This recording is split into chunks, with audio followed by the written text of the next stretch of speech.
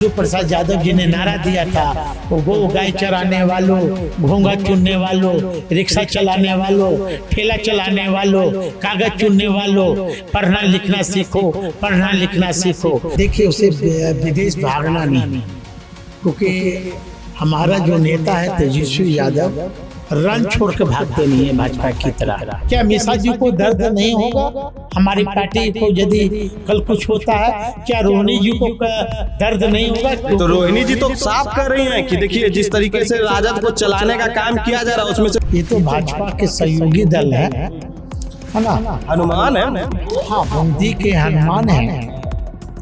ये जो 40 स्टार प्रचारक का सूची आपने जो जिक्र कर रहे हैं, आपको बता दें कि राजद में मीसा भारती, रोहिणी आचार्य और तेजस्वी के बीच वर्चस्व की लड़ाई है, जिसको लेकर के भी तेजस्वी ने ही दिखाने के लिए विदेश दौरे पर वो कह रहे हैं कि देखो हमारे बगैर तुम लोग चुनाव लड़ते हो, कहां पर चले जाते हो। क्या ये सच्चाई है? जो विपक्ष का दावा है कला सच में है क्या लालू परिवार में? देखिए मैं बार बार कह रहा हूँ कि जिस परिवार में बड़ा कुंबा होता है, महिलाओं को दे दिए आपने, टोटल खजाना खाली कर दिया। और यहाँ की जो वर्तमान सरकार है पंचायत स्तर पर टैक्स लगा रही है। जय श्री राम के नारा लगाने वाले से पूछिए कि आज राम मंदिर से 200 करोड़ की दान चोरी हो जाती है, अभी तक भाजपा का नेतृत्व लोग कुंभकर्ण की तरह सोया हुआ है। सम्राट चौधरी जी की सत्ता में जब से आए हैं तब से सबसे ज्यादा पासवानों के घर पर बुलडोजर चला है, आपको भी पता होगा। सही बात है। हाँ, घर फूटा पासवानों मतलब टारगेट पासवान था। मतलब सम्राट चौधरी का असली टारगेट यादव नहीं बल्कि पासवान है। आप जैसे बिहार शरीफ, पूर्व बिहार देख रहे हैं आप। मेरा नाम गौरव है। देखिए राजद में जो है इन दिनों फूट का सिलसिला लगातार जारी है, और ऐसे में हम बात करने के लिए आज चिराग पासवान के जीजा अनिल कुमार उर्फ साधु पासवान के साथ है। क्या कुछ कहेंगे? बाकी पूर्व उपचुनाव हो रहा है, चुनाव में तेजस्वी की एंट्री बैन है, यूं कहें तो विदेश के यात्रा पर है। अब क्या बात है, आखिर क्यों तेजस्वी जी विदेश दौरे पर हैं उपचुनाव के समय में, ये एक बड़ा सवाल बनता है। ऐसे में बात करने के लिए हमारे साथ SC/ST के प्रदेश अध्यक्ष साधु पासवान हमारे साथ हैं। सर सबसे पहले स्वागत है आपका हमारे चैनलों पर। शुक्रिया, धन्यवाद आपके और आपके सभी दर्शकों को। बांकीपुर में सर उपचुनाव हो रहा है, और उपचुनाव में सर तेजस्वी जो है वो माइनस दिख रहे हैं, यूं कहें तो विदेश दौरे पर है, वो चुनाव में कहीं नहीं है। क्या लगता है, क्या दिक्कतें आ रही है जो कि वो विदेश दौरे पर चले गए? देखिए उनका पूर्व से कार्यक्रम निर्धारित था, और हमारे एक वर्कर, हमारे एक पार्टी के नेता विभिन्न वार्डों में उनकी ड्यूटी लग गई है। कल हम लोग पार्टी के काम से हम लोग समस्तीपुर गए थे, मुझे भी 15 वार्ड आवंटित किया गया है। मैं जाऊंगा आज से, और हमारे सभी नेता कार्यकर्ता विभिन्न वार्डों में घूम रहे हैं। मैं हमारी उम्मीदवार रेखा गुप्ता जी हैं, उनके पक्ष में। तो तेजस्वी जी माइनस क्यों है? मान लीजिए देखिए आपका पार्टी जो है ऐसे भी 25 का जो चुनाव हुआ उसमें 25 सीटों पर आकर के सिमट गई, और ऐसे में उपचुनाव हो रहा है 1 सीटों पर है। तेजस्वी जी को रहना चाहिए था। तेजस्वी जी जिस तरीके से चुनाव में हेलीकॉप्टर को उन्होंने रिक्शा बनाने का काम किया, तो ये तो उपचुनाव में उनको शामिल होना चाहिए था, फिर वो विदेश भाग गए यहाँ से। देखिए उसे विदेश भागना नहीं, क्योंकि हमारा जो नेता है तेजस्वी यादव रन छोड़ के भागते नहीं है भाजपा की तरह, है ना। और मैं तो बार बार मैं कह दिया, ये उपचुनाव हो रहे हैं, एक विधानसभा का है, और निश्चित तौर पर हमारा जो परिवार है, कुनबा है, वो बहुत बड़ा है। राष्ट्रीय जनता दल का एक एक वर्कर, एक एक नेता अपने आप को लालू प्रसाद यादव और तेजस्वी यादव समझता है। मेन हमारी जो लड़ाई है बांकीपुर में मुद्दाओं की लड़ाई होगी। राम मंदिर का कोई मुद्दा नहीं है। राम रहीम कर नाम पर कभी चुनाव ये लोग लड़ते हैं, भाजपा के लोग, लेकिन हम लोगों ने विकास के नाम पर वोट मांगा है। आपने देखा होगा कि सनातन की बात करने वाला बीजेपी और राम रहीम के नाम पर, कभी राम के नाम पर लड़ने वाला बीजेपी, आज हमारा जो पड़ोसी राज्य है उत्तर प्रदेश, वहाँ बीजेपी की सरकार है, मुख्यमंत्री योगी हैं। उनके राज्य में आज जय श्री राम के नारा लगाने वाले से पूछिए कि आज राम मंदिर से 200 करोड़ की दान चोरी हो जाती है, अभी तक भाजपा का नेतृत्व लोग कुंभकर्ण की तरह सोया हुआ है। कुछ लोग सनातन की बात करते हैं, तो पूछिए कि राष्ट्रीय अध्यक्ष श्री नितिन नवीन जी उत्तर प्रदेश जाते हैं और हनुमान जी को नचा देते हैं, ये क्या सनातन का अपमान नहीं है? ये लोग पूछेंगे भाजपा के लोग। जिस तरह बांकीपुर में उम्मीदवार को चयनित किया गया, शुरू में इसलिए चयनित किया गया कि वो राष्ट्रीय अध्यक्ष नितिन नवीन जी का खासो खास था। एक पार्टी के एक वर्ग, मारे एक गुट कहिए, दूसरा गुट, हाँ, वो चेंज करवा दिया। तब बीजेपी में, केंद्र के नेतृत्व में और बिहार के नेतृत्व में ठीक ठाक नहीं चल रहा है। जो बीजेपी का उम्मीदवार, आप एक मिनट, जो बीजेपी का उम्मीदवार आप लोग के चैनल पर एक बिहार की मुद्दा के बारे में आप लोग पूछे, एक जवाब नहीं देता हो, वहाँ उनका जो प्रदेश अध्यक्ष का आप देखे होंगे वीडियो, ये पकड़ देखे है ना, गर्दन पकड़े हुए थे, पकड़ा हुआ विधायक बना कर, हाँ, पकड़ हुआ विधायक बनाए हुए थे। अब बताइए, जो उनके उम्मीदवार आपके सवाल का जवाब नहीं दे पाते, तब बांकीपुर की जनता का, बांकीपुर की समस्या का सदन से लेकर सड़क तक कैसे आवाज उठाएंगे? ठीक है, अभी आपने बोला कि एनडीए में फूट हो रही है, एनडीए में कलह मचा हुआ है, लेकिन विपक्ष भी कह रहा है आप लोगों पे कि देखिए, आपको बता दें कि राजद में मीसा भारती, रोहिणी आचार्य और तेजस्वी के बीच वर्चस्व की लड़ाई है, जिसको लेकर के भी तेजस्वी ने ही दिखाने के लिए विदेश दौरे पर है। वो कह रहे हैं कि देखो, हमारे बगैर तुम लोग चुनाव लड़ते हो, कहां पर चले जाते हो। क्या ये सच्चाई है? जो विपक्ष का दावा है, कला सच में है क्या लालू परिवार में? देखिए, मैं बार बार कह रहा हूं कि जिस परिवार में बड़ा कुनबा होता है, जिसका बड़ा परिवार होता है, तो वहाँ थोड़ी बहुत ऊंच नीच होते रहते हैं, और राष्ट्रीय जनता दल के एक एक वर्कर विचलित नहीं होता है। आप इस चीज को मान रहे हैं कि लालू परिवार में कलह है? मैं आदरणीय लालू जी के परिवार की बात मैं नहीं कर रहा हूँ। इस देश का एक से एक राजनीतिक घराने ऐसे हैं, जैसे आप नेहरू परिवार का बात, गांधी परिवार को देख लीजिए, है ना, वहाँ भी है कि नहीं? माधवराव सिंधिया, इतना राजनीतिक बड़ा परिवार, वहाँ भी खटपट होते रहते हैं। हमारे ससुराल में इतने राजनीतिक बड़ा परिवार, वहाँ भी होता है, नहीं होता है कि नहीं? कि बीजेपी में नहीं है क्या? इसलिए परिवार, जब बुरा दिन आता है, जब बुरा वक्त आता है, तो सभी परिवार हम लोग एक हो जाते हैं। अभी कुछ लोग कह रहे थे कि चिराग जी पर कर रहे थे, चिराग, मीसा भारती क्यों नहीं आई? फिर अगर मान लीजिए सब कुछ सही है लालू परिवार में, तो मीसा भारती क्यों नहीं आई है अभी तक एक भी चुनावी जनसभा करने के लिए? भाई, अभी तो कल तो हमारे पार्टी का ये बना स्टार प्रचारकों की स्टार प्रचार की सूची बनी कि वार्ड में कौन कौन विधायक जाएंगे, कौन पूर्व मंत्री जाएंगे, उनके साथ कितने वर्कर रहेंगे, ये तो कल बना है। तो मीसा जी आएंगी, रोहिणी जी आएंगी? भाई क्यों नहीं आएंगी? क्यों नहीं आएंगी?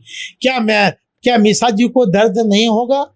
हमारी पार्टी को यदि कल कुछ होता है, क्या रोहिणी जी को दर्द नहीं होगा? तो रोहिणी जी तो साफ कर रही हैं कि देखिए, जिस तरीके से राजद को चलाने का काम किया जा रहा है, उसमें से रोहिणी नहीं रहने वाली है, रोहिणी नहीं आएगी। देखिए, घर की बच्ची हैं, लड़की हैं, दर्द पार्टी के प्रति और माता पिता के प्रति, भाई के प्रति एक बहन को होता है ना। यदि दिल से पूछेंगे तो लोग का दर्द तेजस्वी यादव जी के प्रति होगा, और दिल से पूछेंगे तेजस्वी जी से तो उनको भी दर्द होगा अपनी बहन के प्रति। है ना। इसलिए मैं तो कह रहा हूँ कि राजनीतिक हराना है, अब बहुत लंबा कुनबा है, थोड़ा बहुत अब हमारे ही घर में नहीं है, एक बच्चे को ज्यादा थोड़ा सा दे दे, दूसरा बच्चा कहेगा कि ये होता है। उस पर ज्यादा हम लोग को अंडरग्राउंड नहीं जाना है। अभी उपचुनाव है, उपचुनाव को हम लोग ध्यान केंद्रित उपचुनाव पर हम लोग। पार्टी कमजोर नहीं हो जाएगी जिस तरीके से कलह मचा हुआ, इसमें तो पार्टी कमजोर हो रही है ना फिर तो। देखिए मैं हमारे शीर्ष नेतृत्व के संज्ञान में गया है, और मृत्युंजय तिवारी जी हमारे पुराने नेता रहे हैं, और ये हमसे भी अच्छा उनसे संबंध रहा है। मैं किस कारण से उन्होंने इस्तीफा दिया, इस पर हमारे नेता से बात करेंगे।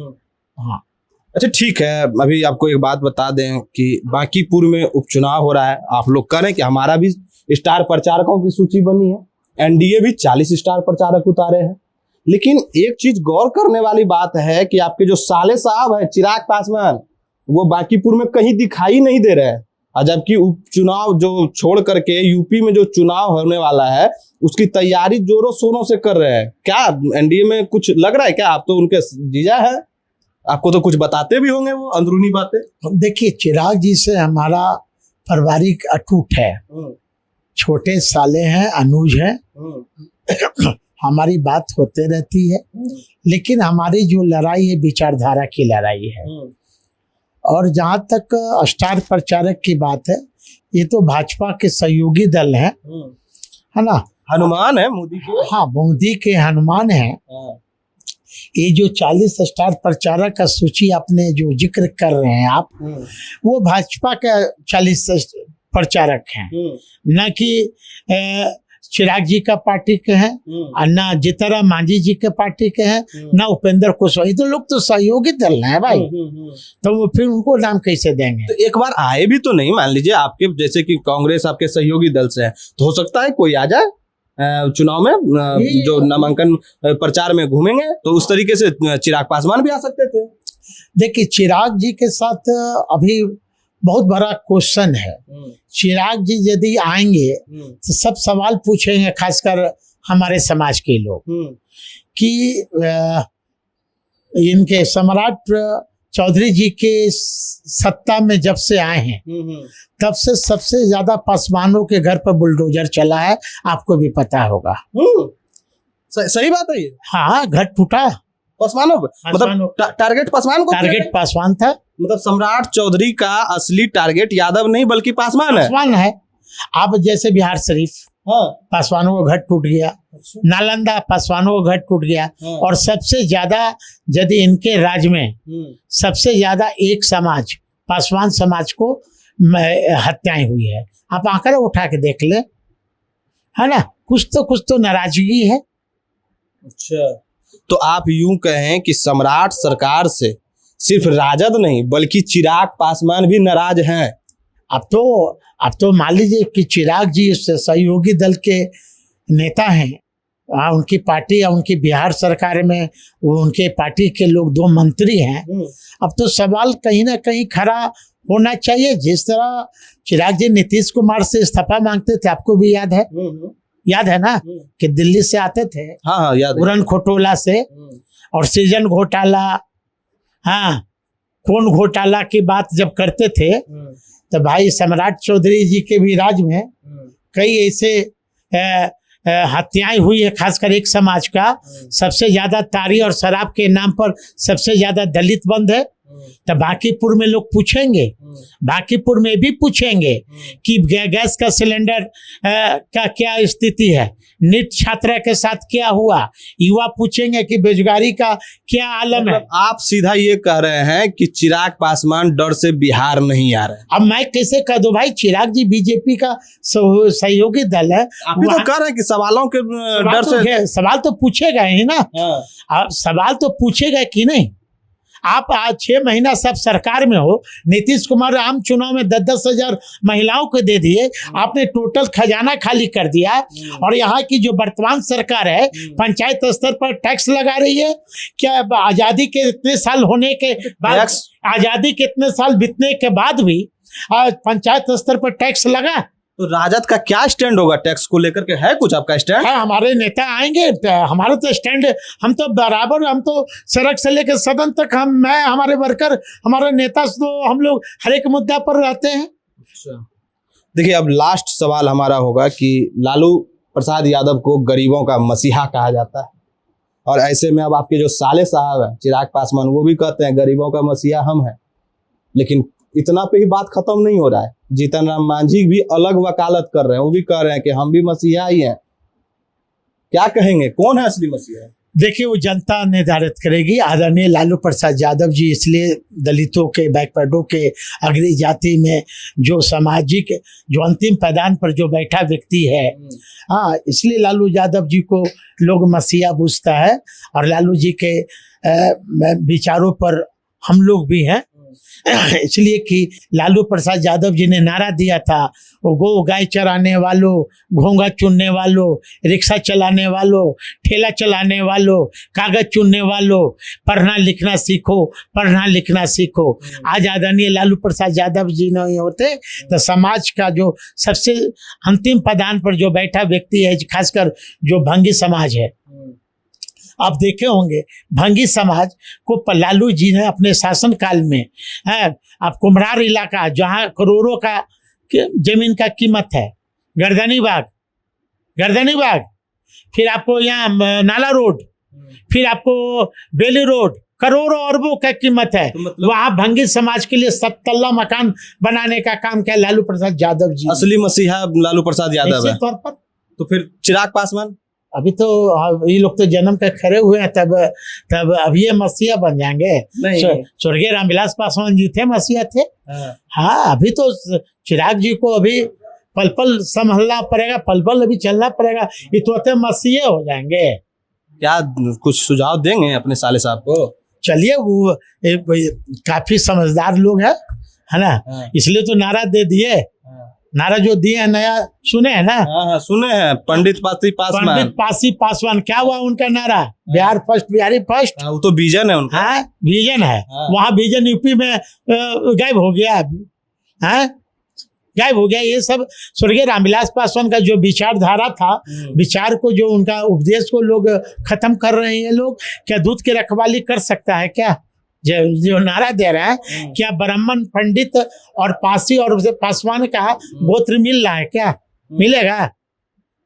शादी विवाह करेंगे चिराग जी? अच्छा, पूछिए ना, नारा तो दे रहे हैं। अच्छा, आपका कैसा बेटी रोटी का संबंध बनाएंगे? आपका संबंध कैसा है चिराग पासवान जी से? मैं तो कह रहा हूँ कि मेरे अनुज है, साले हैं, हमारी लड़ाई विचारधारा की बात होते रहती है। शादी कब कर रहे हैं चिराग पासवान? ये तो आपको मालूम ही होगा। क्या शादी हमको करना है क्या? अरे तो वो उनका शादी कराइएगा नहीं भाई? अब करेंगे। अब तो चिराग जी पहले तो भाई अपना पसंद तो कर लें। कि वो पहले से पसंद किए हुए कहीं रखे हुए हैं, तो अब पता नहीं। तो आप तो जीजा हैं। लव मैरिज कोई गुनाह है क्या? अच्छा, लव मैरिज कोई गुनाह है क्या? समर्थन दे रहे हैं आप? क्या है नहीं, जब चिराग जी को पसंद है तो हमें भी पसंद है। चिराग जी की शादी हो जानी चाहिए, क्योंकि छोटा भाई तेजस्वी यादव जी का शादी भी हो गया, घर परिवार भी, संतान भी हो गए। चिराग जी का उम्र हो रहा है। तेज प्रताप का घर क्यों नहीं बसा रहे? अब चलिए, सब लंबी चौड़ी बात है बाद में।